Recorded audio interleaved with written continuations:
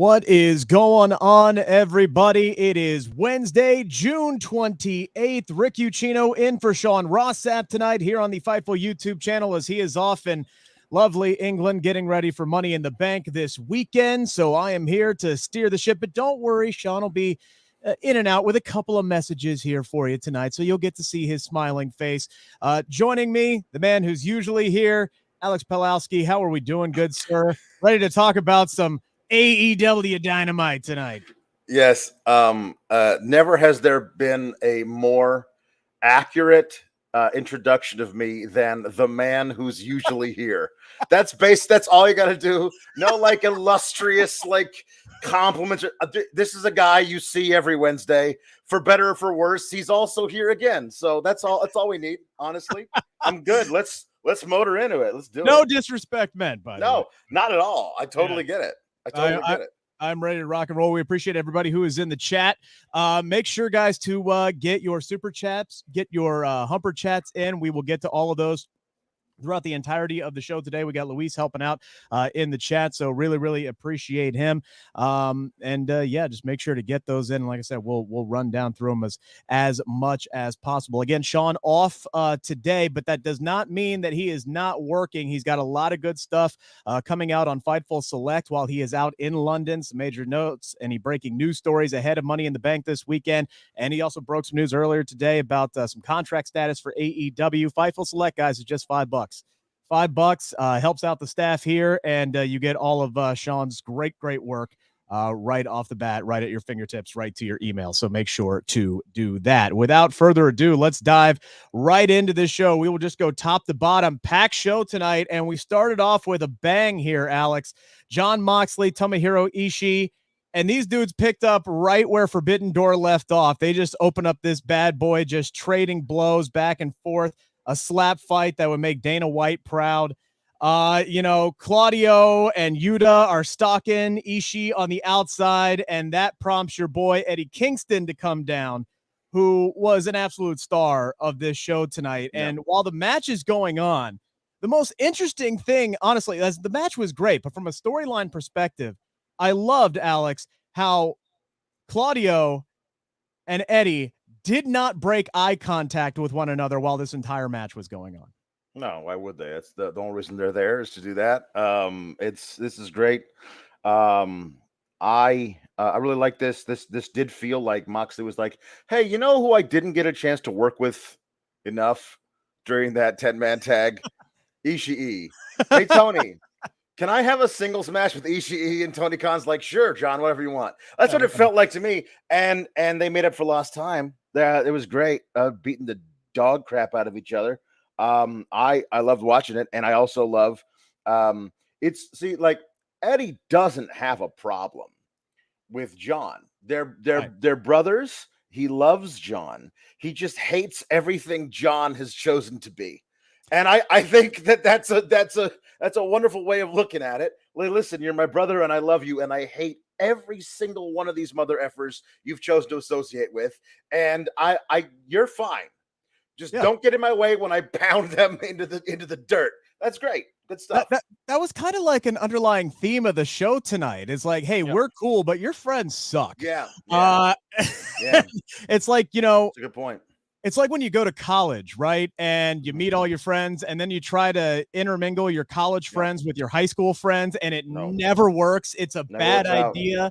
You're like two different people now. Like, you got to be somebody different around your high school friends than you are with your college friends, and it just never mixes. And that's exactly what it was like tonight with Eddie and Moxley, and then later on with Hangman and the Dark Order, which we'll get to. This matchup, look, hard hitting. At one point, they, after all some BS on the outside, these two get back into the match and they start trading forearms with each other. Then they're trading headbutts. Jon Moxley didn't get to bleed at Forbidden Door, so he was like, I am making sure I'm bleeding tonight, damn it.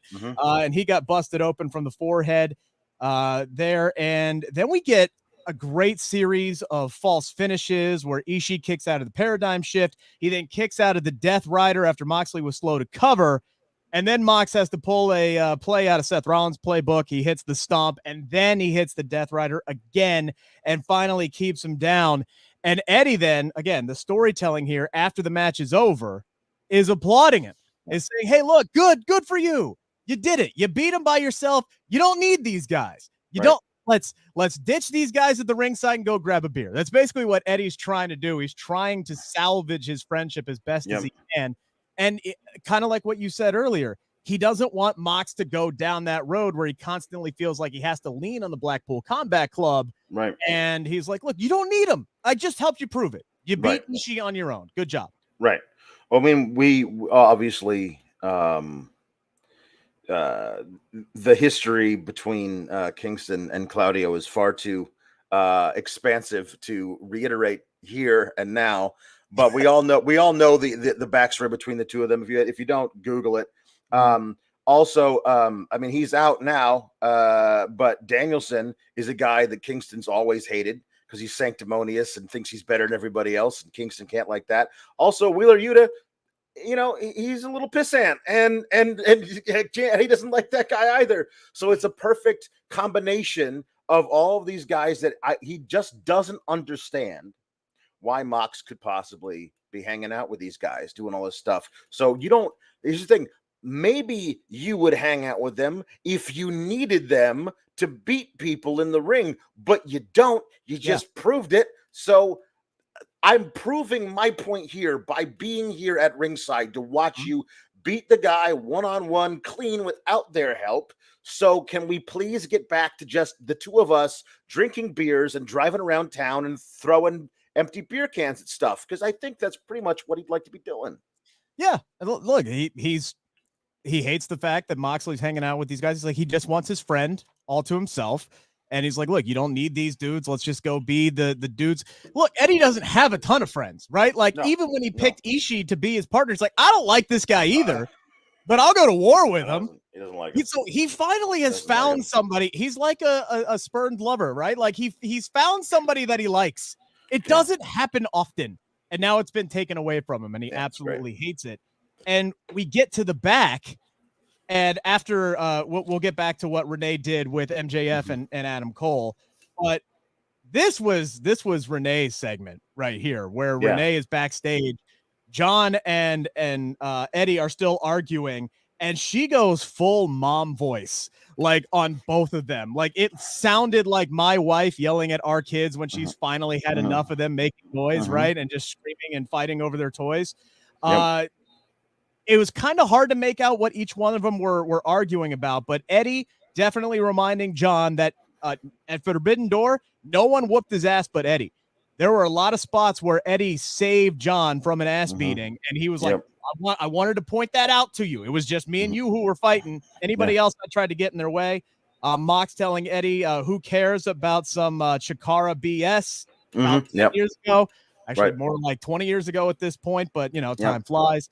And then Renee finally wedges herself in between there, separates them, and then screams at Eddie to take care of this because she's done with it. This was a great use of Renee Paquette tonight, and she nailed it. Like, she absolutely nailed this role. It didn't come off forced. It sounded very natural, like she's yelled at John before.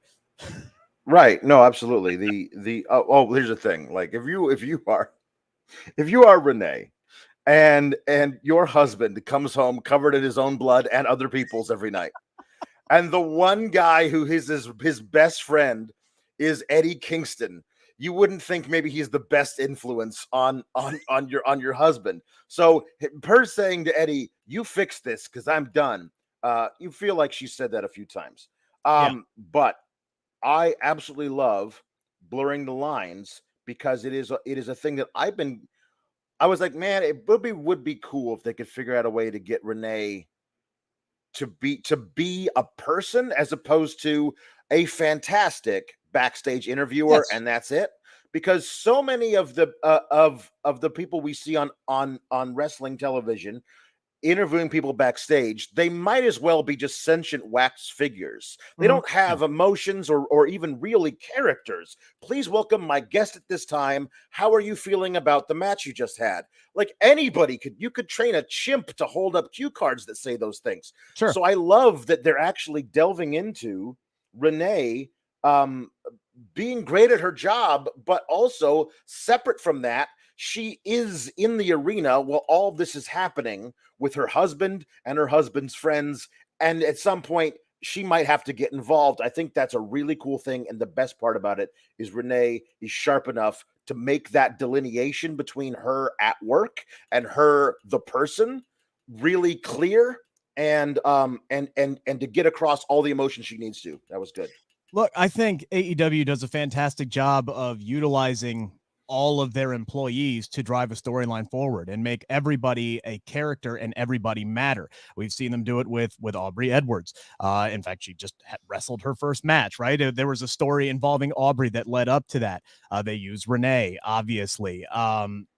There was another example that I had that just kind of using Tony Schiavone in the story with Britt Baker when her rise was really starting to happen, and utilizing his personality and his character. They do this with everybody, and it's something that I wish other companies would do, is utilize these people's talents as performers and say, hey, look, these people do have personalities. They do have stories to tell, and they can help progress stuff forward, even though they're not in-ring performers. They're not competitors in that company. We do have some super chats and humper chats to get to. Just make sure to get those in. We will read them all on the air.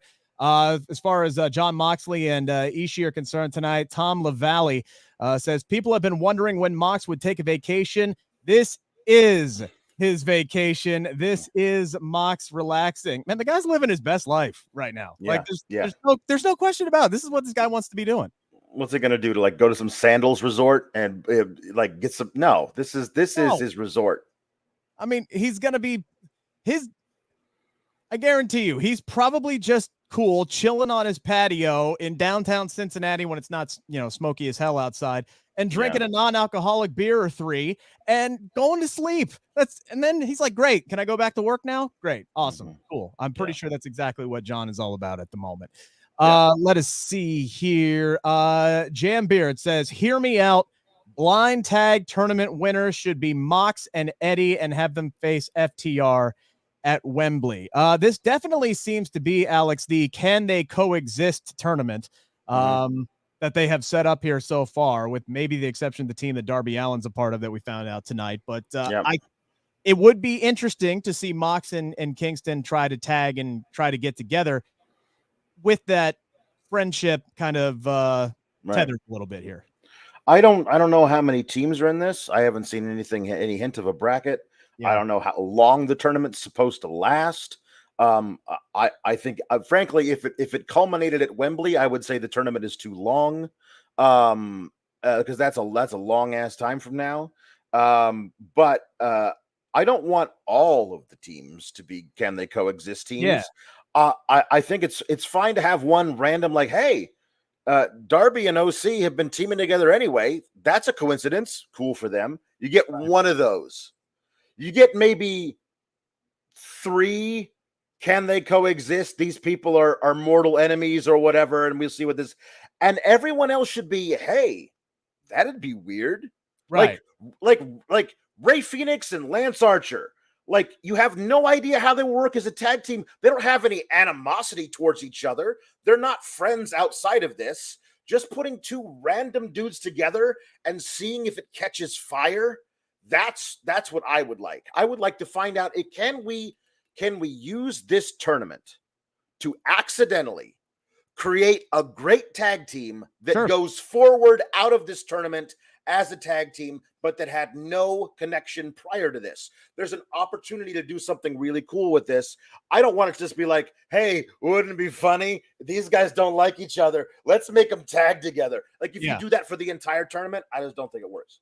Yeah, no, I 100% agree with you. Kind of almost like, I hate to use this as an example, but kind of like the fact that, most of the women's tag teams in the WWE Women's Tag Team Title Tournament were just kind of thrown together, right? But this would actually make some sense. There's at least a storyline angle to do it, not just, hey, here's 2 random people because we decided we need teams. So if you could create a storyline and there's some organic chemistry that grows out of that, 100%. Sure, sign me up for that. Again, guys, make sure to get those humper chats and super chats in. Got some overall thoughts. First off, Tom LaValle saying, Alex, quote, I've been here the whole time, and he will continue to be here. That's kind of the deal. The whole time. G Bro Cad saying, circle one, good job, Will, or WTF Tony for this show tonight. Because Will gets all the credit and Tony gets all the blame. Sure. Yeah, absolutely. Sure. I'm sure there are spots in this show tonight where we'll say good job, Will, and I'm sure there's some spots where we'll go, what the hell, Tony? You know, absolutely. Yeah, exactly. 100%. Let's go back to the segment that happened before Renee broke up a fight between her husband and Eddie, and that was MJF and Adam Cole both arriving backstage at the same time. And boy, MJF, when he turns on the "I'm clearly being fake nice" voice, it's just absolutely hilarious. It's and he really comes good. out like first off, the car almost hits Renee. It stopped way too short, but I get what they were going for there. Yeah. He gets out of the car and he congratulates Adam Cole on being sick at Forbidden Door and wishes he would have thought of that. Brilliant. Love that line. Just like, hey, yeah, good job, buddy. Yeah, you were sick, right? Awesome. Great. I wish I would have thought of that. And then he invites Cole to hang out with him over the weekend so they can kind of get to know each other ahead of this blind eliminator tournament. And surprisingly and somewhat begrudgingly, Adam Cole agrees. I think almost out of curiosity. Like, Adam Cole knows there's going to be some buffoonery, some shenanigans here, but this is almost too good of an opportunity to kind of pass up just to see what Max has up his sleeve. Yes, this is all great. Him being overly chummy MJF is disconcerting, but he just does it so well. I loved calling Adam Cole bro chacho was great. Also, the merch, better than you, baby, that he gets to reveal to everybody. That was so wonderful. Good. This was all. I was like, he's like, hey man, like, first of all, don't touch me. No boundaries. Boundaries are cool. I like boundaries. Who doesn't like boundaries? And then he touches him again. He's like, what did I say? Sorry, man. Bad memory. Like it happened 2 seconds before. He was so good. I think all of this is excellent. You're right. Adam Cole just trying to figure out what MJF's up to. Now, here's the thing about what they're doing with this MJF and Adam Cole deal. It feels, the way that they're portraying it on screen right now, like this is a holy crap, we won our first round match. This might work kind of a deal. And they get to the finals where the whole thing implodes. Yeah. Like that kind of that might be what they're going for here. And I think that Adam Cole and MJF are talented enough to pull off all the parts of, hey, this guy's not so bad. We're actually winning this thing. Oh my God, we might become tag champs. What was I thinking? You're a piece of crap and I hate you. And the whole thing comes tumbling down. They're good enough to portray all of those things when they need to. I think it'll be good. Yeah, I wouldn't be surprised if they win this, honestly, but without seeing all of the teams, I would say they're my favorite right now, but without seeing the whole bracket, it's hard to say. It is. I'll say this. I don't want them to win it because I don't like the top title being having a tag title match that I feel like there's no chance that they'll win. Sure. I wouldn't mind them losing in the finals because that carries the momentum of this program through the tournament. But whoever wins the tournament, I think, should be that team that I was talking about, that like accidentally two guys who had nothing, no animosity, but also no affection for each other, but through the tournament become that, actually work together in the finals. And I don't think they would go on and beat FTR, but they might. But you know who's definitely not beating FTR? MJF and Adam Cole. I just don't think that's the thing they're going to do. So I don't want them to win it, but I think there's a chance you might be right. And I think they might actually do it, but I don't want them to. Another super chat here from Bizarro Big L. Tonight wasn't action heavy. The setups were so satisfying. Swerve in Our Glory versus OC and Darby. And now I'm finding out I'm going to Blood and Guts. Good for you. Do you guys think it'll be 5-on-5? And if so, who joins? And he also says, can the Bengals take Corey Graves as a thanks for Ogunjobi? No takebacks. Anybody can hop on the Bengals bandwagon as far as I'm concerned. But I do wish we still had Larry Ogunjobi. I hate the fact that guy left town. But regardless, I do think it'll be 5-on-5. It'll be interesting to see if Kenny's involved with it. We did get that video package saying Kenny would be back, so they were definitely teasing that he and Ospreay are going to do a third one, which of course they were anyway. So that's coming up down the line, maybe at Wembley. I'm not sure when they're going to do it, but Ospreay definitely said, hey, whenever you want to settle this, I got the perfect place to do it. So that's coming down the pike. But I think 5-on-5 makes the most sense now with Eddie getting involved. You got I can't think of his name now. Brain fart. Takeshita? Anyway, yes, thank you, Takeshita. You have all those guys that can get involved with that as well. So that's definitely, it's got to be 5-on-5 for sure. Yeah, the only thing that makes me question that is Danielson's obvious uninvolvement. Yep. So there's the three members of BCC plus Takeshita, that's 4. A fifth one would be Danielson. So it would be Hangman, the Young Bucks, and Eddie. That's 4. Right. You could easily add Kenny to that, but then you got to find a fifth guy for BCC. Not saying they couldn't find one. Sure. I think they could easily find one, but I'm wondering who that would be. I'm hoping it's 5-on-5 because the bad guy is having to find a fifth dude who then joins the team permanently is something that would add a lot of intrigue to the whole thing for me. 100%. Guys, again, make sure to get your Humper chats in and your super chats in. We'll get to all of them throughout the day, but first things first, our good friend Sean Rossap is here with a message for you guys. I've long sang the praises of athleticgreens.com/Fightful, specifically AG1. Vitamins and minerals, pre- and probiotics that help keep you from getting sick, that phytonutrient blend, the digestive support that regulates your digestive system, the immunity support, the adaptogens, plus that energy and metabolic support. I'm going to tell you how it's affected me personally. My digestion is way better with AG1 through athleticgreens.com/Fightful. I don't get sick nearly as much. I got those pre- and probiotics, that immunity support. I take a lot less caffeine throughout the day because I've got that energy and metabolic support. My metabolism has increased and improved tenfold since using AG1. And as I always say, you want to be drinking your multivitamin. Right now, you get a free 1-year supply of vitamin D3 plus K2 and 5 free travel packs when you go to athleticgreens.com/Fightful and get AG1. Whether I'm at home or on the road, 1 scoop or 1 pouch, 8 ounces of water, drink it, you're good. athleticgreens.com/Fightful. Thank you so much, Sean. So very well done. Good for you. Thank you for chiming in from England. Another super chat here from Roy Zhang saying, I think there's a great story here where MJF figures out that he does not have to defend the title if he continues on in the tournament with Cole, while Cole figures out that they need to be eliminated first before he can get a rematch. So if they keep finding a way to win where Adam Cole wants him to lose, but MJF, as long as he's occupied in the tournament, doesn't have to defend the Triple B. Yeah, I think that makes a lot of sense, and that'd be a lot of fun to watch play out as well. I do too. I think that could be a lot of fun where Cole is actively trying to lose a match that MJF is trying his damnedest to win. I think is really fun stuff.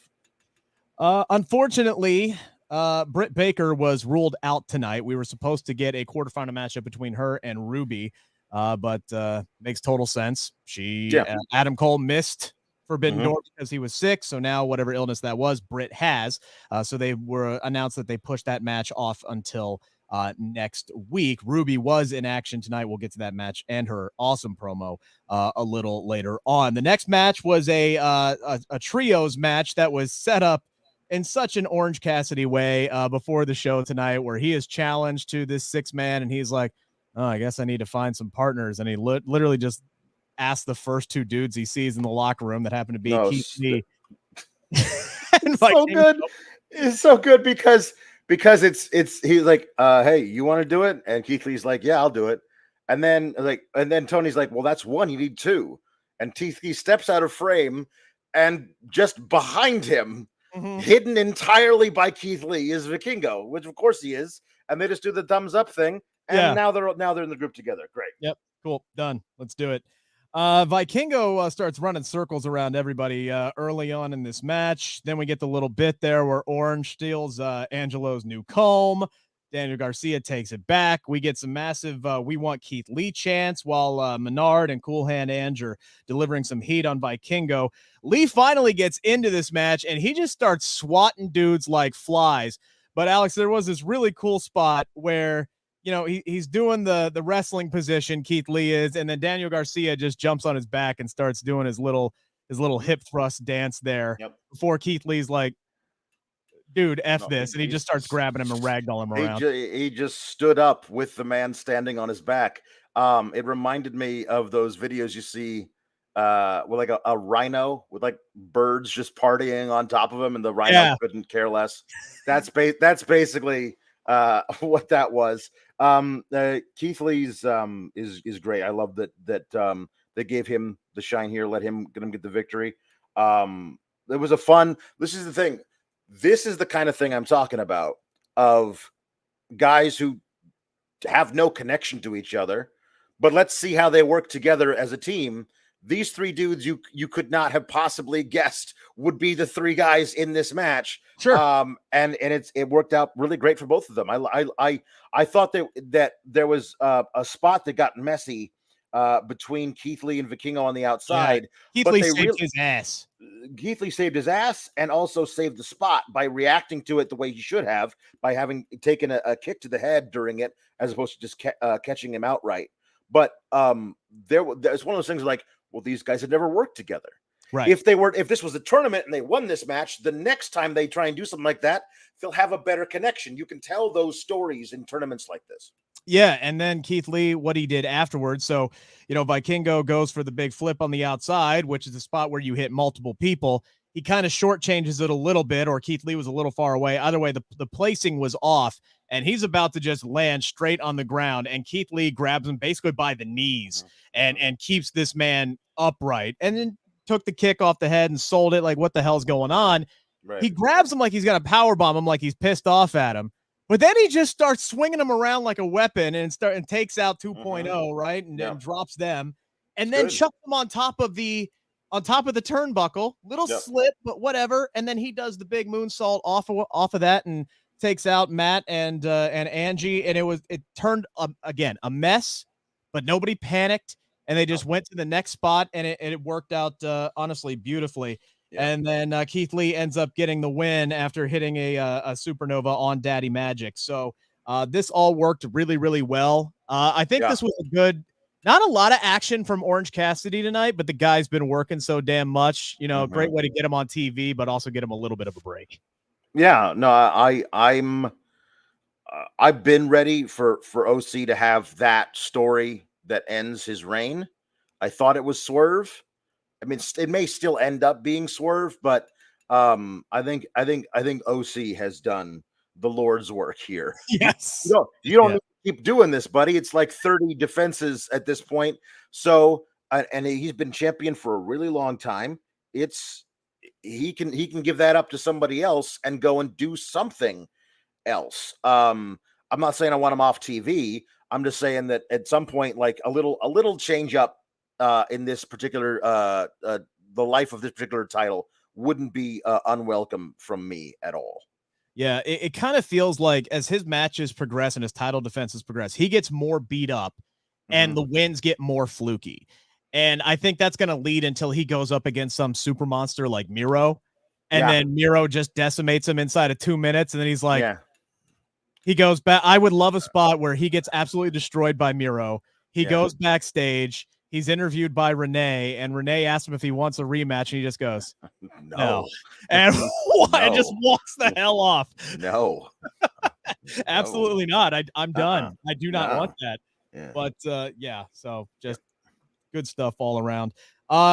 Then, again, as we talked about, it's that high school friends, college friends situation. Excuse me. Before I move on to the next thing, do have some super chats here. Want to make sure I get to those. It's only my second show, guys, here. I'm trying my best to keep everything straight. You're doing great. I appreciate it. Jordan Cooper says the year is 2048. After 79 trios, 32 8-mans, 14 battle royals, and 5 tag runs, Swerve and Lee finally have their singles match on a time-shifted BOTB 138. It ends in a non-finish, and TK says we're only in the 3rd chapter. I see the people's problem with them. They're losing the first round match, guys. OC and Darby are winning that match. They're losing the first round match because they can't get along. This is the can they coexist? No, they can't. We know they can't. And the animosity that will force them to lose this match is the thing. Finally, I have to believe this. I trust in Will Washington.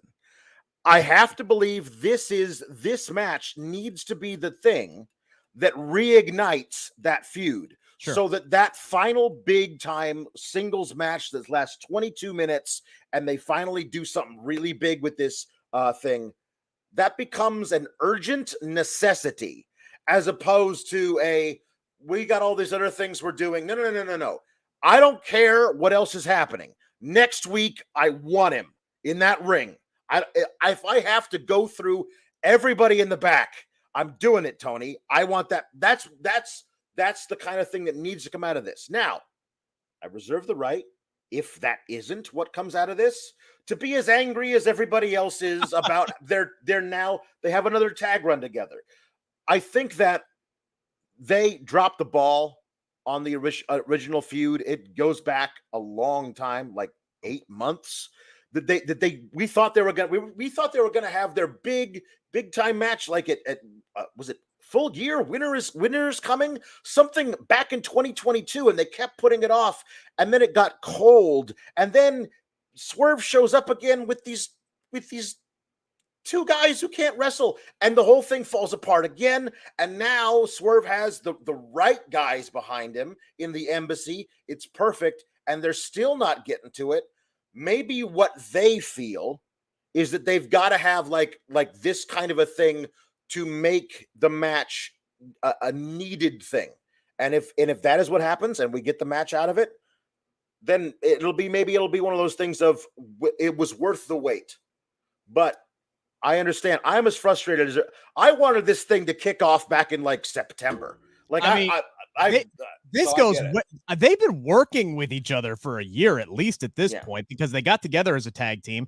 They had several opportunities, if memory serves correct, to win the belts, and they didn't because they were doing that whole we can't get on the same page thing. Then they surprisingly win the tag team titles. They get a decent run with them. They beat the Acclaimed at All Out in September, the first week in September, where I was there. That whole arena wanted the Acclaim to win. They didn't.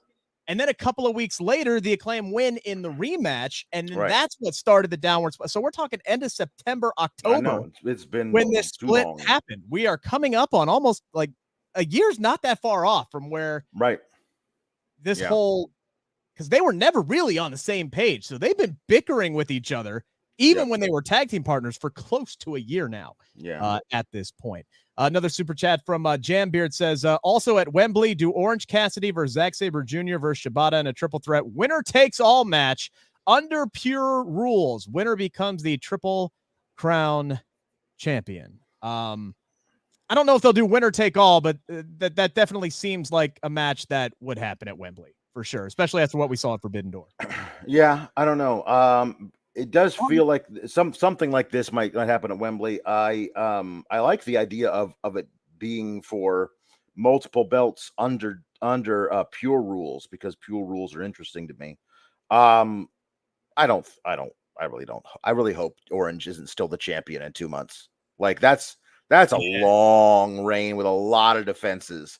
Just have him do one like, hey, Renee, I thought I'd just go out there tonight and have an open challenge. What the hell? And the guy who answers it is Miro, and it's over. Like, done. You know what? Easy thing to do.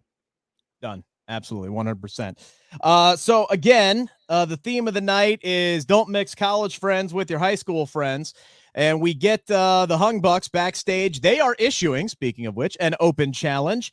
And it is accepted by the Dark Order. Now, this is interesting because they are extremely pissed off, Alex, that Hangman just stopped hanging out with him and stop calling him and stop conversing with them altogether to go back to hanging out with the Elite, and they accept this open challenge. So this is something that's kind of been, laying in the weeds, maybe has been carried on in some of the online stuff, BTE and things like that. Now they're bringing it back full circle here to television. And I don't mind this whatsoever because, again, there is that interesting dynamic of the Dark Order were the ones that carried Adam Page through his dark period and gave him his confidence back and got him to the AEW World Championship. And now all of a sudden his old buddies needed some help and he runs off and forgets them and leaves them behind, and they are justifiably angry about it.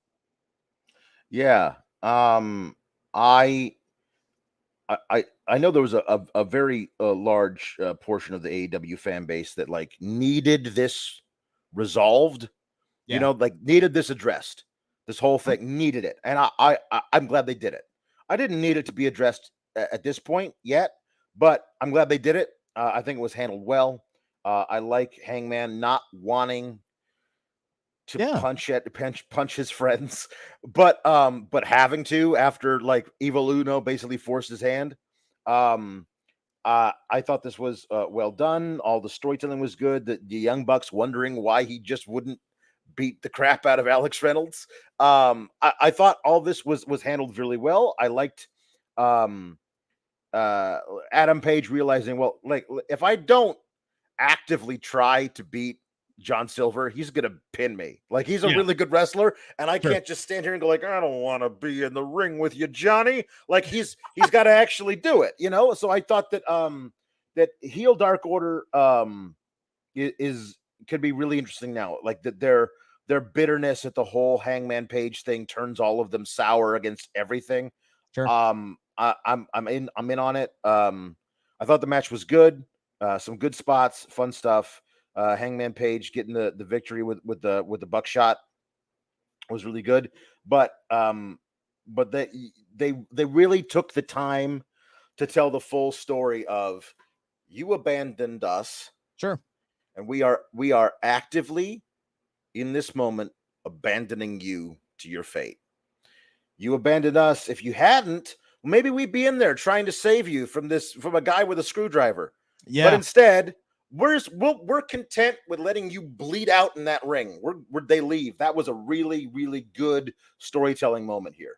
Yeah, can I play devil's advocate and say I totally get what happened with Hangman Adam Page? Mm-hmm. Anybody who's an adult with young children, right, knows how easy it is to all of a sudden you look down at your phone and realize, oh shit, I haven't texted my best friend in like 3 months. I should probably see what's going on with him. Happens. Granted, I don't work with that person, you know, but I have definitely had moments where I'm like, oh, I haven't texted Brett in a while. Let's see what's going on in his life. Hey, you want to get together this week? No? Okay. How does October sound? Because you're an adult. You're busy. You got shit going on. So I'll play devil's advocate there. Hangman's been a busy guy. He's been a busy guy at work. He's been a busy guy at home. I'll look at both sides of this story and go, all right, I can see. But at the same time, I get Dark Order side of this. And there were 2 stars in this match to me. One was Adam Page showing his confliction early on. He didn't want to wrestle Johnny Hungy. He wanted to try to talk to him, and he wasn't having any of that. He walks away from Alex Reynolds, who's on the floor. And then the other guy here was Evil Uno, who was wrestling pure character where he is just mad. He is wrestling mad. He's wrestling angry. He's wrestling aggressive. And it was finally him who hauled off and slapped Hangman right across the face. Mm-hmm. And that's what really got Hangman into the match and actually started wrestling. And it wasn't until the end there where you saw him just a little bit more conflicted about taking out Reynolds one final time. And ultimately he ends up pinning Johnny Hungy after the buckshot lariat. But there were some great spots. The Dark Order does that really cool combo, the enziguri into the cutter, into the German suplex roll-up pin that they do. It's so flawless when they do it. It's great. There were some really, really fun spots. I love the storytelling. And then, yes, we finally get the conclusion of this 3-part storyline here between, what's going on with Moxley and Eddie Kingston and the Elite. BCC, almost said BBC. BCC swarms the ring there. And the screwdriver comes into play. Moxley is stabbing Hangman, and then just the stone cold F you. You made your decision. Dark Order leaves. Yep. So well done. Eddie Kingston comes down to try to make the save, and I loved this. Claudio literally squashes this man. Like he Yeah. takes him down, puts him on the mat. He puts a chair on his throat while Wheeler Yuta locks in an armbar. Just some cold stuff that we see there. And then, yes, Jon Moxley issues the challenge July 19th, TD Gardens in Boston, Massachusetts, blood and guts. So that's going down. We know that has been this is what they have been building toward for a while here. Some super chats. Tony Miller says Eddie actually can't be there. He is in the G1 on that date. Jambeard saying the same thing. Eddie is going to be busy July 19th, G1 against Evil. Maybe, just maybe, this was the injury angle here with perhaps to keep him off. If so, that's a really poor scheduling. Yeah. Like, Eddie needs to be in this match. Sure. Like 100%. He was in the last one, the Blood and Guts, where he was teaming with Claudio because that was the only option he had. He needed to get back at Chris Jericho, and the only way he could do it was by swallowing his pride, gritting his teeth, and teaming with Claudio. Now, a year later, he gets to get in the ring against Claudio. He gets in the ring. He gets to stand across from his best friend, his brother, Jon Moxley, and he has to inflict horrible pain and suffering and damage on his best friend and brother, Jon Moxley. If a scheduling conflict that AEW has known about for a while now prevents that level of that kind of storytelling in this match, that's just a giant error. Book the match another night. Like, what are we doing? Yeah, you shouldn't do that. Yeah, so I think Eddie will be there. I did like Mox turning his back when Eddie was getting his butt whooped because he hates the fact that Eddie is a part of this and he has to inflict pain on Eddie. And that's what I want to see at Blood and Guts, is a spot where it is literally Team BCC going up against Eddie Kingston, and they have him tied up in the ropes, and they want Moxley to finish him, and he won't do it. I think that could be a good culmination to that, and what may ultimately win that match in the Elite's favor is giving them the opening there. Again, guys, we're going to continue to take Humper Chats and Super Chats throughout the entirety of the show. Rick Ucchino, by the way, for those who are joining late, in for Sean Rossap. You can catch me on the regular, by the way, for Fightful on the Collision post shows Saturday night with Cresta and Iridian at 10:10 and quite the collision that they got set up for this coming Saturday. We'll talk about the rundown coming up here in a little bit. Alex Pawlowski here as well, as always. The man who is always here. The man who is always here. Yep, that's right. Alex. And we cut back to the back after we get a great hype package for the Owen Hart tournament, the next three really matches. Good. I loved all the promos from those guys. 3 great matchups that they got set up for this Saturday. They're all going down this Saturday. Yeah. MJF comes back to the back because we see Adam Cole and Roderick Strong, who are talking by the car, saying, "Hey, you can't trust this guy, right?" And he's like, "Yeah, I know, but whatever. We'll see. I'm just going to play along here a little bit." And he starts to say, hey, basically calling out the wrestling trope for what it is. What if he watches this back? We're on camera right now. And MJF just comes in and first up says, "Hey, what's up, generic white guy?" And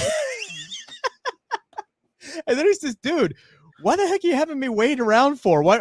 There's nothing worse than wrestling than actually coming to a wrestling show. This place I know. Get the hell out of here." It's great. Like, he ain't watching this back. Yeah, we're good. No, the generic white guy thing popped me. It was excellent. Also, I want to point this out. I've been thinking about this during the entire show.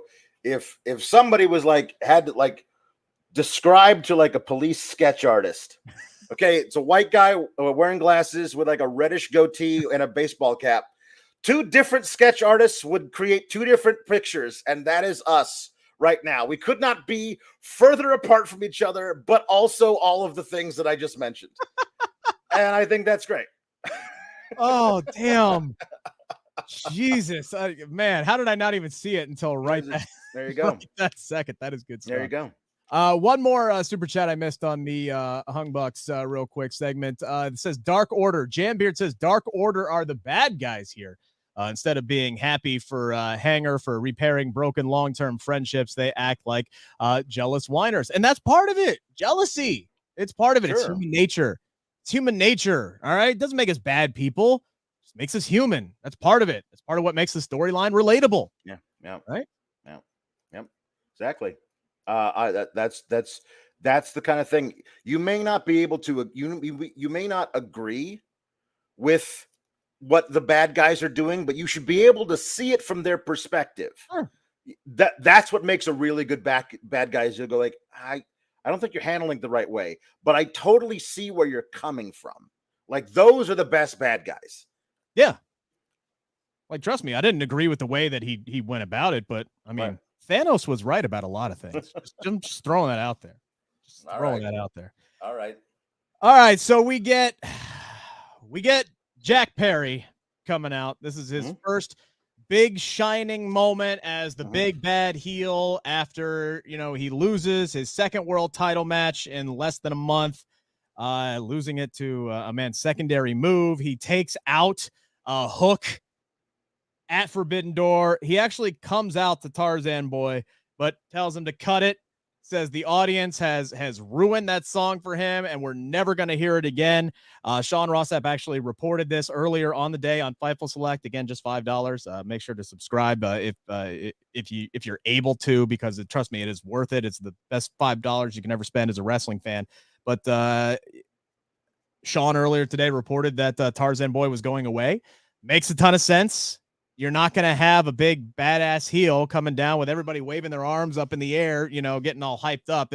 It's a total babyface song. So if this evolution of whatever this character is going to become for Jack Perry needed to go, I'm fine with it. Although I am going to miss it for sure. But he gets in the ring and he is very aggressive here. He tells Canada that they are stuck with wildfires, while he is cashing fat checks and is banging Anna Jay. I did not appreciate the language necessarily that he used there, so I'm not going to repeat it. But he continues to run his mouth about Hook, about how the entire world turned against him. And he says the next time that he sees the fraud, he calls Hook a fraud, he is going to kick the ever-loving, and then Hook's music hits. Jack runs for his life out of the ring, true chicken shit heel fashion here. So that's going to be part of his character. And literally Hook chases him out of the building. He has to dive headfirst into an SUV that takes off. There were some things to like here. There were some things not to like here. I think this is a character that is going to develop. I think it's something that Jack is going to have to find and figure out what it is. Sometimes it came off a bit generic. Sometimes I think it felt a little too unnecessary, went a little too far. I think this is something that it's hard to grade. I'm going to grade it incomplete because I think it's going to take some time for him to kind of find that groove. It's definitely something he's going to work. It's going to work his way into. And I want to believe he's intentionally kind of lost. Like, he knows he's supposed to be the bad guy, and he's the bad guy. Right. And you all turned on me. Everyone turned on me. I didn't turn on Huck. Everyone turned on me. Everyone likes my song. Well, I don't like you. So if you like my song, then no more of this song. And he's trying to be the bad. He's like the idea of like, I'm this cool bad guy. I'm going to say that my girlfriend, who I love very much, is a B world, and I'm bagging her. And it felt like he was trying to put on this thing. He may have actually been trying to put this on because he doesn't know how to play a bad guy. But I love the idea that all of the lessons that he took from Christian, he can go now. It's the perfect opportunity after he loses to Hook, because I think they're going to have him lose to Hook. Yeah, at least in the first match, he goes to Christian and says, "Everything you taught me, I didn't pay attention to it. I didn't understand. Now I understand. Will you please, And Christian will be all too happy to welcome back his now evil Sith Padawan and mold him with the help of the giant dinosaur, like them reuniting as evil Jurassic Express under the tutelage of Christian with that TNT title being used, however they're going to really end up using it, is a really interesting way of getting this, and maybe that helps in storyline, helps him find his footing as the bad guy, is getting a little bit more of that Christian into it. I think it would be, honestly, if now that he's a bad guy, they don't have him interact with Christian, I think it's a missed opportunity. They really need to do it because of this whole thing of like Christian was trying to get him to be this and he wasn't ready yet. And now he is. And that's a really cool thing they could do. Yeah, they put him with Christian initially as a way to kind of elevate him, I think, in the eyes of, the fan base. Oh, Christian, Hall of Famer, former world champion, sees something in this guy. Let's, again, that Jedi Padawan type relationship. Now, I think for the next development of Jack Perry, the human being and the performer, is to learn how to be a heel underneath Christian, who's one of the best heels in the business. Hell, on Collision, when Luchasaurus won the TNT championship and Christian just ran and grabbed the belt and held it up in the corner of the ring like, I did it. I won. I'm the TNT champion. And he didn't do anything but hit Wardlow with the camera that allowed Luchasaurus. It's top-level stuff. Christian knows how to get the heat to garner the reaction, and he has mastered those promos. And I think that's where Jack was trying with the language tonight, because Christian knows how to cross the line, but make it work and make it hit. Tonight, it felt like Jack was trying to cross the line. It was a little bit forced. I'm sure he got permission to use that line, or at least got an okay, or at least I hope he would.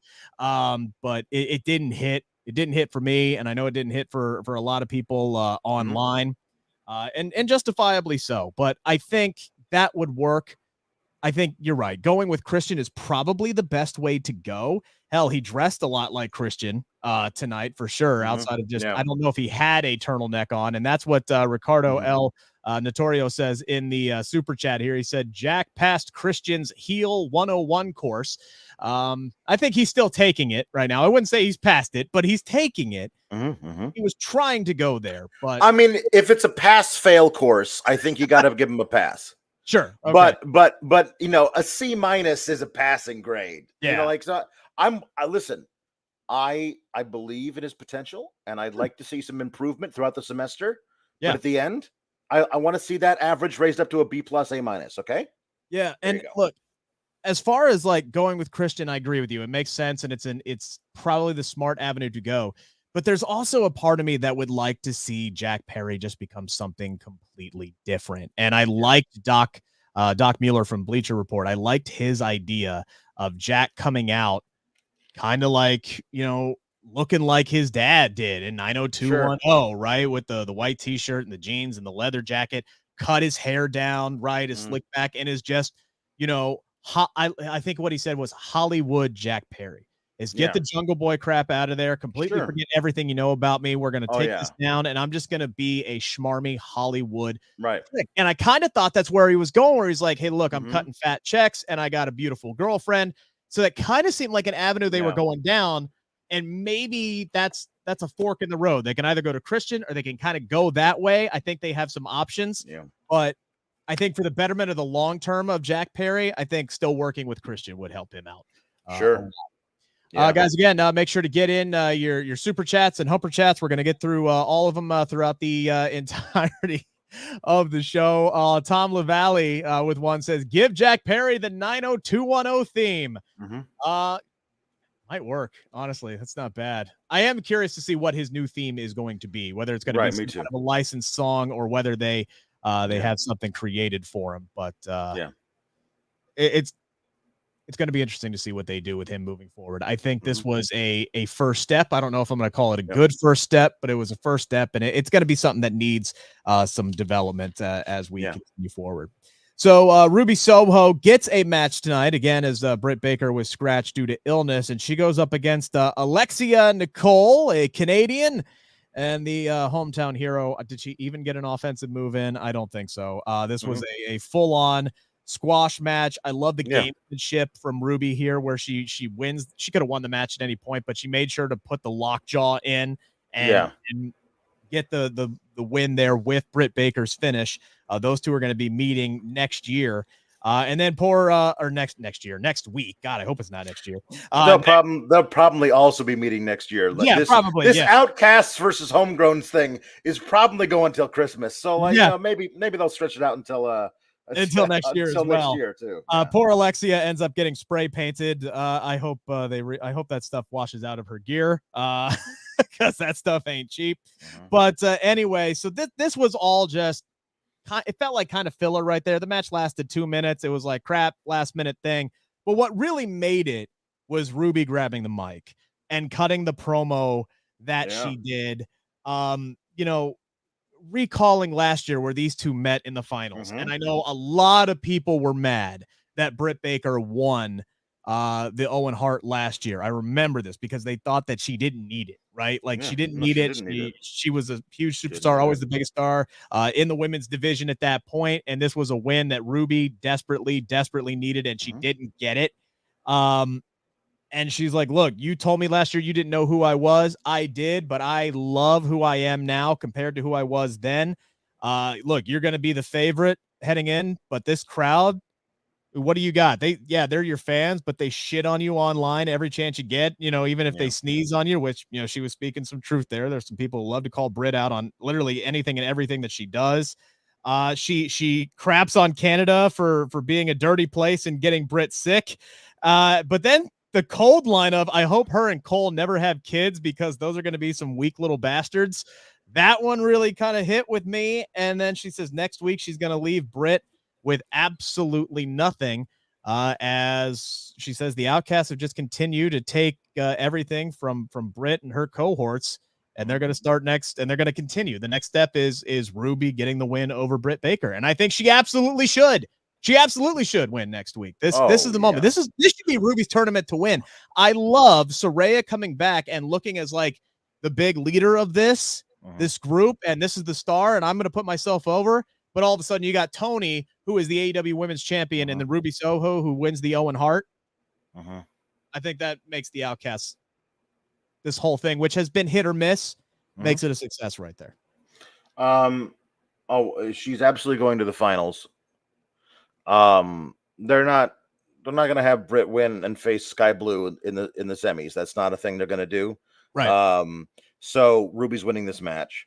And she's likely beating Sky in the semis, almost likely. I mean, I think we're getting we never really got a resolution to, like, Ruby and Willow were teaming and doing stuff. They were in that really cool street fight together. Yeah.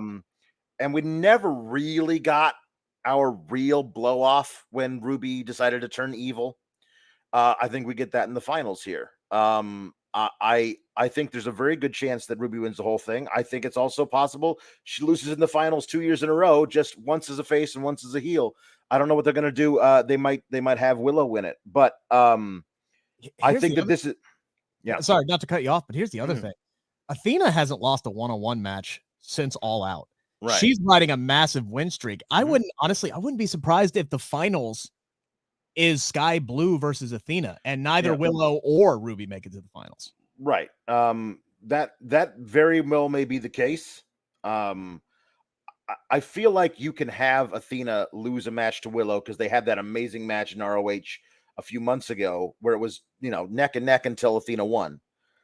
If her title's on the line and Willow beats her with, not handily, but whoops, I caught you and I won this match, and Athena can use that loss that her title wasn't on the line to drive her even crazier and make her more vicious. There's something honestly, the two options are only Willow versus Ruby and Sky Blue versus Athena. Those are the only two options. I like that there's a possibility of both being in the finals. But that should be a lot of fun there. And the promo was excellent. Ruby's always been really good on the mic. Yes. And I think that this made a lot of sense. It came from a very real place, and I'm looking forward to watching the heel beat the babyface next week because it makes sense. It's Yeah. good for Ruby because I mean I'm always going to root for Ruby just personally. I think she's a wonderful person, and I root for her no matter what. So Yeah. Look, and this is no knock on Tony or Saraya, but Ruby's the best talker in that group. oh, And by far, they need to let her talk more. Yeah. Super chat here from Brent Luckman. Nicole is really solid. Didn't get a chance to show it here. Sadly, her matches are all over YouTube and are worth a look up. I'll have to check that out. You know, it is a great opportunity for, you know, for these enhancement talents, call them what they are, you know, try out. I like it. That's one of the things that I did like about, you know, Dark and Elevation is it gave a chance for some of these people to come in and kind of really show what they can do.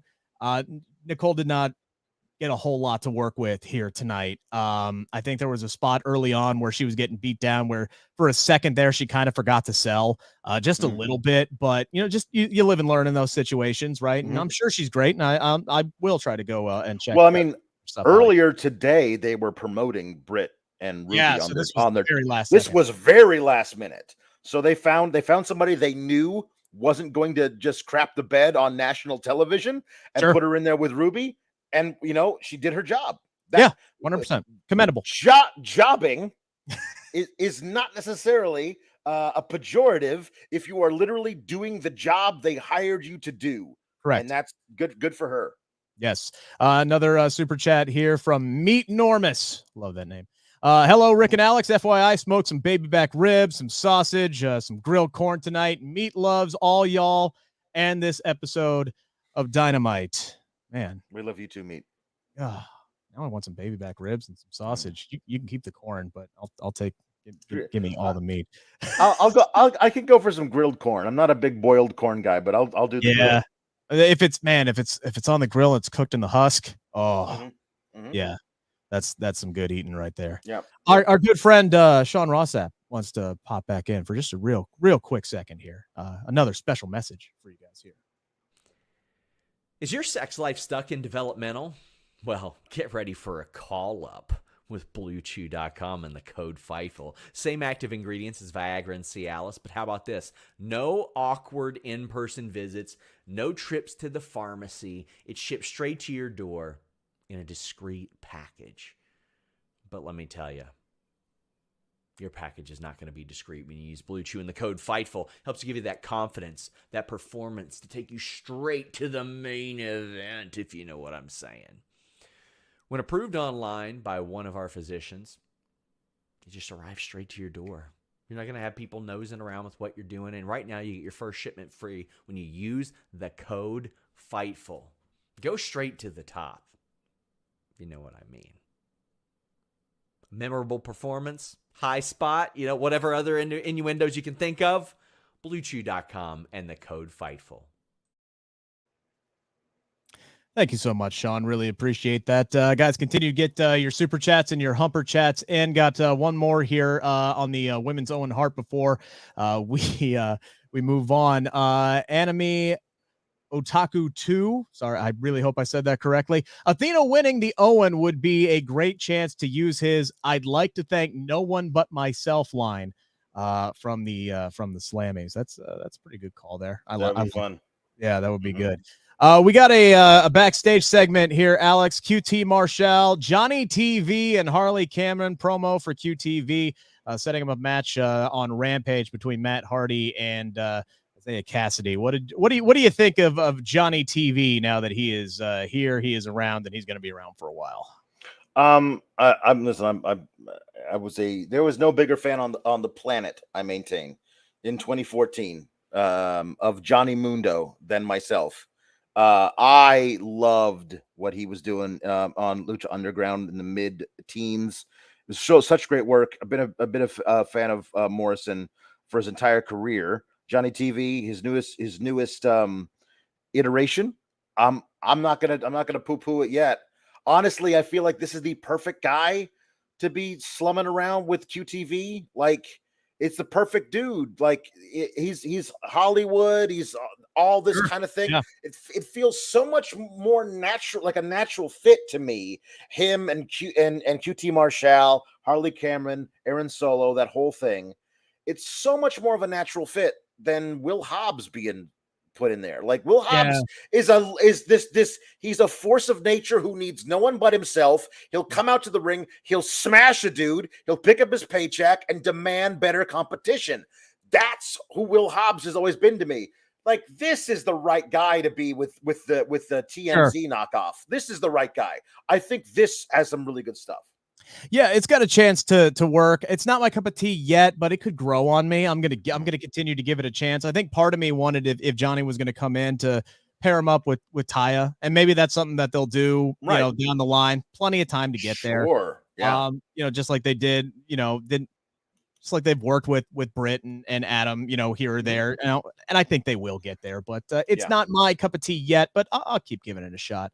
Like I said, they announced a pretty good lineup for Collision this coming Saturday. We're getting all three of the Owen Hart quarterfinals: Roddy versus Joe, Juice versus Ricky, Hobbs versus Dustin. MJF is going to be making his first appearance, which I'm going to assume means we're going to find out what he and Adam Cole have been up to on Saturday. So that should be a whole lot of fun. And then Chris Statlander will be defending her TBS championship against Lady Frost. So that'll be good. That will be very good.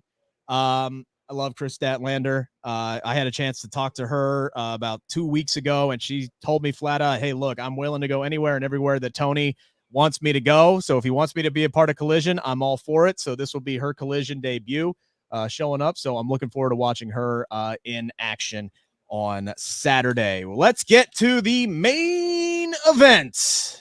Alex, Sting and Darby versus the Painmaker and Sammy in a tornado tag match. And this thing went off the rails, or off the ladder, I guess I should say. It starts out with a bat sword fight between Jericho and Sting.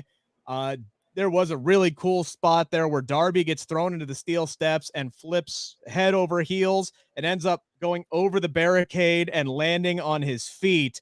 But the spot of the match, for better or worse, Darby sets up a ladder in the middle of the ring after they have already set up the double tables and laid Sammy on top of them. And Sammy goes all the way up to the top. Like he's going to do his crazy loco. I'm going to dive through the tables and, just take Sammy out of pull a Sammy, right? Doing the crazy stuff and dive off and take him out, coffin drop, whatever he was going to do. But then Sting climbs up the ladder and says, no, I got this. Now he doesn't go all the way up to the top of the ladder. He goes, I think, about 3 steps down from the top of the ladder and does a splash. He should have gone at least 1 step higher because he shortchanged it just a little bit. He got enough to get Sammy through the first table, but I couldn't tell what he hit on the replay, but he busted his mouth on something, whether it was Sammy's knee or the other table. You just immediately saw him clench his fist to his mouth, and Aubrey comes over and she's checking on him. Look, I commend Sting for being a crazy MFer.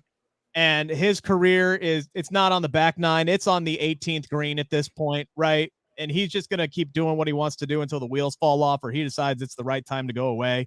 So maybe he thought this is one good chance to get one last crazy dive in. I commend him for doing it at his age. Should have gone 1 step higher. But man, look, he got there. Just if it was 1 table, he would have been fine. It was 2, and he ends up busting his mouth open here. But absolutely crazy spot that kind of stole the show in this match anyway. Yeah. I'm good on the Painmaker. We don't need to do that ever again. I was good on the Painmaker the last time they did it. It's ridiculous. Like, you're not facing Chris Jericho. You're facing the Painmaker. I'm like, no, I'm not facing Chris Jericho. I'm facing Chris Jericho in a stupid little hat and some Sharpie on his face. This is dumb, Chris. It's always been dumb. It's never been a cool thing. You're the only person who thinks it's cool. I guess maybe that's the point. because this whole he's thing being ironic or something. When he was being interviewed by Renee, and he's like, "I'm gonna go to a dark place, Sting. Deep down inside myself. I'm gonna put that white makeup in the dirt, and I'm gonna bloody you, Sting. Tell him, Sammy." And Sammy's like, "Yeah." Like, he had nothing to say about it because he also thinks it's stupid. Speaking of stupid, Sting, you are an old man, and I respect the hell out of you, but I don't need to see you break your hip on national television. When he was like, I was like, no, Darby, you don't do it. I'm gonna do it. Darby, tell your dad that he needs to sit this one out because he's gonna really hurt himself. Yeah. Listen, that was a crazy spot. Him getting up and actually finishing the match after that. Yeah. And he was bloodied. You could see it, bloody in his mouth. Yeah. Yeah, it was crazy. This match, I'm sure, for a lot of people, like, this was a train wreck. I loved it. Fine. It wasn't what I wanted out of this. I'm thankful again that what we get is at a major pay-per-view show, we have Jericho losing and then immediately saying, "This ain't over. I'm gonna fight you on Dynamite," and then he loses again and goes, "Okay, now it's over." So that's fine. Good. Yeah. Now we can move on from this. Everyone gets to go off and do their own thing. Darby and OC are probably going to go deep in this tournament. Good for them. But the Painmaker thing is objectively dumb, and I think Jericho's in on it and knows it's objectively dumb. But if he doesn't, that's a very sad thing. Yeah, but either way, he's 100% committed. Like, even going back to that promo where Sammy had nothing to say, and he's just like, yeah. Jericho's face, deadpan, didn't crack, didn't do nothing. Nope. He just kept going right on with his promo. Yep. Like, all right, back to me. Yep. Got it. No problem. Dynamite drop in money. That broadcasting school is really paying off. But I really did like the finish to this match, right? So, like, Sting comes in there and he's bloodied up, but he's able to finish. We get a nice little back and forth between him. First off, he throws Jericho into the ladder, and Jericho gets way too close to that, and he gets busted open. So they're both bloodied and bleeding. And there was a spot where you actually thought Jericho was going to win this damn thing. When he had the walls of Jericho locked in, and Sting had to grab the bat to get off of him. And then he hits the code breaker out of the corner where he's going for the splash, and you thought maybe that would be it. He ends up kicking out of the Scorpion Death Drop, but thankfully Sting locks in the Scorpion Death Lock, and Jericho taps because Sammy was out of commission and Darby was out of commission by that point. So it was just those two going one-on-one. And I did agree with Jericho, what he said in his promo, where it just felt right that this was finally happening on TBS. With Tony Schiavone on commentary. Right. Like, there was some poetry to that actually happening, because it should have happened 20 years ago. But yes, it did. It should have happened 20 years ago. And it was awesome. It was good that it was on TBS. I get all that point. But then but that's why I gotta be this incarnation. I only decided to start doing when I was in Japan. Didn't he wrestle a match as the Lionheart version of himself? Yeah, which this would have been the perfect time to do it, because when he did that, wasn't it against Juventud? I think it was against Juventud. Yeah, it was Juventud versus the Lionheart. So do Sting versus Lionheart. There you go. Sting versus Lionheart. That's the thing you do. Don't go Sting versus the Painmaker. Whatever. Yeah. Whatever. It was fine. I did like the finish, and I love that Tony is just going to let Sting stay undefeated until maybe that's the retirement angle. He's like, hey, when I lose, I'm out, and they'll find somebody he can put over, and that'll be it. But apparently, after Dynamite, Sting said that he knocked a tooth out. That's what happened. Lovely. Yeah. Yeah. So that makes a ton of sense. Yeah, because he was bleeding pretty good there. So well, get yourself a good dentist. Maybe Britt can fix you up when she's healthy, and everything will be good there. One final super chat from Meet Normus. Here's another small sack of monies for you two Swordloin SOBs. This is the only post show of a show I watch live other than pay-per-view and premium live events. And then he says, "Go Ravens." Well, I like you, Meet Normus. You're not perfect, but nobody is. Nobody's perfect. Nobody's perfect. I'm not Nobody's perfect. Hopefully, I did a good enough job here tonight filling in for Sean Ross. Right. Alex, okay. Any final thoughts? Anything to promote for the fine folks? You can find me over at Fightful Select Fridays, doing a watch along a Rampage, talking about SmackDown. And some Saturdays I'll do a Collision post show over there as well. And Mondays post Raw on Fightful Select with the great Miss Kate Elizabeth. Mm-hmm. Tuesdays post NXT right here on this show. Wednesdays right back here doing this. So the man who's always here. I'm the man who's always here. Guys, you can follow me on Twitter at Rick Ucchino. That is spelled RICKUCCHINO. That is the perfect one-stop shop for everywhere that I am, which is way too many places. Wrote a really lengthy article this week for CageSideSeats.com about why LA Knight should win Money in the Bank this week. Recently talked to both Chris Statlander and who else did I talk to?